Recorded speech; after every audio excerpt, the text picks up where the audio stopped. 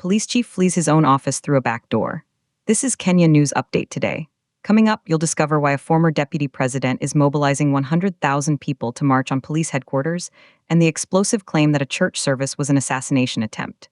Meet Rigathi Gachagua, former deputy president of Kenya, a key opposition leader. On Sunday, January 25, 2026, his life was allegedly targeted in a place of worship. For weeks, he has demanded answers. But here's the twist. The man in charge of the police won't even meet him face to face. The story begins at the ACK Witima Church, a Sunday service, a place of peace.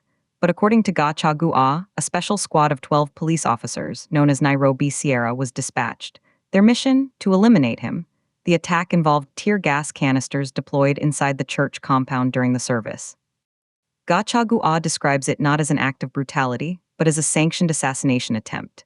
He points the finger directly at President William Ruto, and he gave Inspector General of Police Douglas Kanja a deadline, February 15. Arrest the officers. But here's what happened next. The deadline passed. So on February 16, Gachagua and his united opposition team marched to Haram Bay House for their scheduled meeting. They were ready for a confrontation. They were ready for answers, but the Inspector General was not there. Gachagua alleges Kanja deliberately avoided them, leaving through a back door because he was afraid.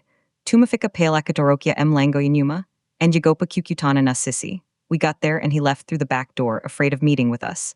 This wasn't just a missed appointment. This was a snub, an act of defiance. So the opposition held an impromptu rally right there in nyuma, downtown Nairobi. And Gachagua issued a new warning, a new ultimatum. He told the absent police chief that he would return on Friday, February 20 at 9 a.m., but he wouldn't come alone. He pledged to mobilize 100,000 Kenyans from Nairobi City to march to the IG's office. Tumemwambia siku ya Ijumaa, saa tatu, tutakuja kwako na watu 1,100. We have told him that on Friday, at 9 a.m., we will come to his office with 100,000 people. This isn't a protest. This is a promise to bring the nation's capital to a standstill. The stakes are monumental. This is about police brutality. It's about an attack on a church.